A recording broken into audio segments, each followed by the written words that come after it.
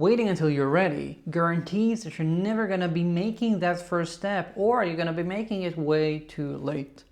Tech leaders are researchers by nature. It makes sense with code to ensure that we know exactly how the API is going to work out before we start implementing using it, to do some homework and research and know exactly whether something is feasible, do the cost estimations, etc. Even there also sometimes makes sense to just get started. However, when it comes to leadership, I see this problem become much grander because people look at it and think that they can just find exactly the right way. They wait for the stars to align. They wait to have that enlightenment that tells them, yes, that approach is the right one. You have read enough, my friend, and now you can start moving forward. Now you are guaranteed to be making the right decision. But that's not how it works. Leadership is not just about knowledge. Leadership is about having those reps you have to start doing in order to learn. In this video, we're going to be talking about how you can use the experiment hack that I've used successfully with many clients over the years to start putting in those reps and start moving forward. By the way, if you're new here, hi, I'm Ben-Yosef. I'm a tech executive coach and consultant, and I help people just like you create teams worth leading, because that's for sure to lead a mediocre team.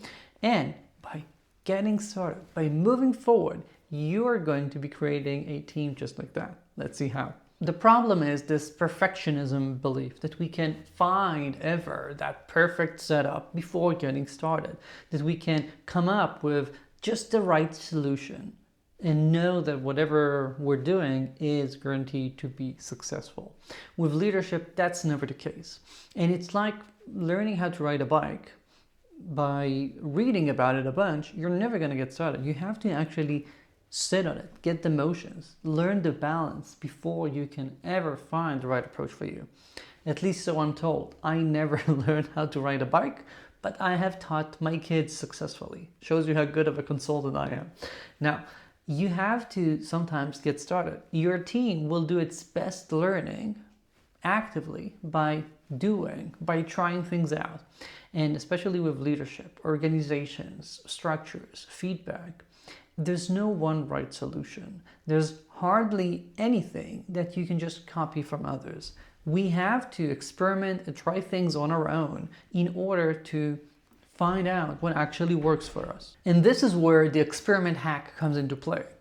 I've found out years ago that a lot of my clients never made the move because they felt like whenever they were going to show something to their team, to the CEO, whatever, they had to know that this is going to work out. As in, if I suggest this reorg or this change in process and we then realize it's not gonna be good enough, then I failed. And my reaction was no. It's just like when you're working on a feature and you don't expect product to have all the answers. You don't expect them to know exactly what's going to work out. You do something and then you see what happens in the wild and then you iterate. You ought to be doing the same with your team. You ought to allow yourself this room for experimentation. And this is the experiment hack. When you realize that you want to change something and you're not sure that your solution is going to be the exact fit, you don't have to wait. It's enough to understand that you've done your due diligence, you think this is probably in the right direction, and get moving. And to do that, what you're doing is telling everyone around, hey, this is an experiment. I always say that in our minds, we often feel like when we introduce a change to the team, we think like we ought to be, Moses coming down from the mountain with the tablets. These are the 10 commandments and only these. I am correct. I know exactly what we ought to do, and this will never change ever. No, instead, when you're saying that this is an experiment, you're all of a sudden letting all the pressure go. You're telling people, here's what we're going to be doing. I hope it's going to work out. There are 3 things that framing something as an experiment gives us. First of all, it tells people that this is not a done deal. So if we have people who object a certain idea, don't believe in it, think that it might not be the best approach, this immediately lowers how strongly they disagree or object, because you're not telling them this is it and that's that. You're telling them, let's experiment and see if this actually works or not. It gives them space to actually show and improve as we're working on it and point out, hey, see, this is what I thought was going to happen. It also means that it's going to be fine to undo. We're not going to say, no, we decide to do that and that's that. We are going to be open to seeing other ways of doing things. That really helps your people get moving, and again, you. Number 2 is that by doing this, we're also telling people we don't expect this to be perfect. That means that we just might be making some mistakes. You're actually doing expectation setting here with your team and telling them, I'm not pretending to have all the answers, and therefore we just might have mistakes, and you can expect that. And that means that when the team notices mistakes, they're not going to be thinking, oh, what an idiot my boss is. They're going to think, okay, here's something interesting. It's not working out amazing here. Maybe we need to iterate on that. Or, yeah, I noticed that here it's not exactly what we had hoped. And that's the entire difference that we're aiming at, from, oh, I was told this is the way of doing things, to, oh yeah, here I noticed something interesting. And by signaling that mistakes are allowed, we also get benefit number 3. Hopefully, people will speak up, because you're telling people that this isn't guaranteed to be perfect. You're telling people that you expect some mistakes. You are actively putting your ego aside. You're disassociating yourself a bit from the solution or from the approach that you have suggested, that you're starting to experiment on, which means that during the experiment, when people notice these things, see the mistakes, see the things that they think can be improved, they are more likely to speak up and tell you, hey, you know what, boss, I think that this isn't working out well, or I see an issue here. When, on the other hand, you come and say, here's the new reorg, and a month later, people are seeing that this is causing so much headache, a lot of them might not speak up, because they're like, okay, the boss thinks this is the right way of doing things. I don't want to be the one sticking my neck out. But instead, again, we framed this as an experiment. We told them it's gonna have some issues.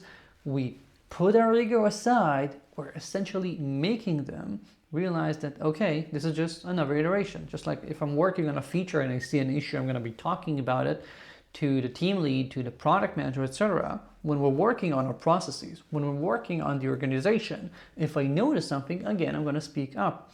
This is the magic of the experiment hack. By doing it like that, all of a sudden, we can just start executing on these experiments, and we're actively making it more likely that the experiment will be a success, or result at least in a better next experiment, because people are going to be less argumentative, people are going to be more open to it, and you're more likely to gather really good feedback as you're working on it. Win, win, win.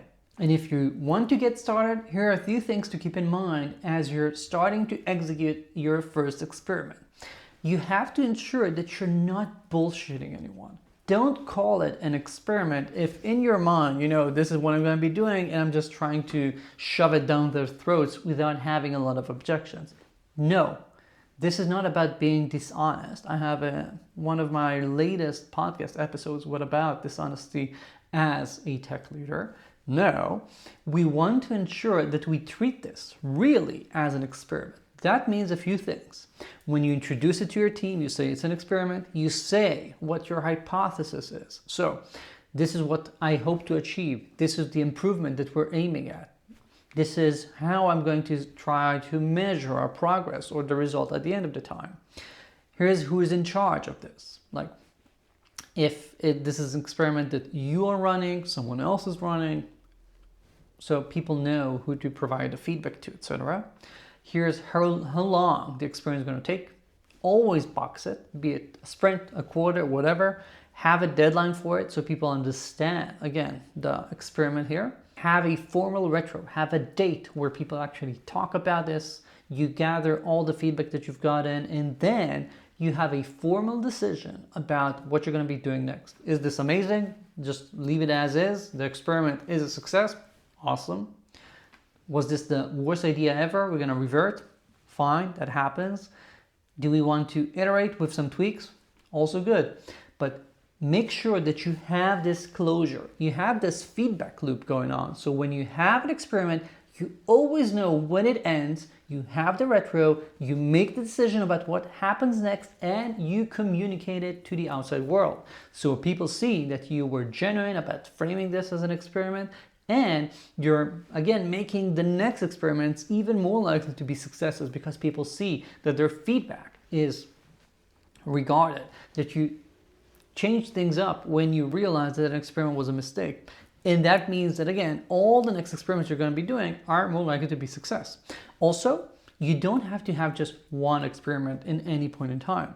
Depending on how many leaders you've got in the organization, how much these experiments are overlapping, etc., you might be running a few at a time, which is fine. Just means that your team will be evolving much faster. I'm good with that. But again, that doesn't give you an excuse to not follow up with this cycle that we talked about. Define the experiment, define your hypothesis, time box it, have the retro, and communicate the results. If I whet your appetite and you're waiting to get started with something that maybe you've been thinking about for a while, this is it. This is your chance. Find that one thing that you have a hunch what you want to do, but you're not sure it's going to be the right thing.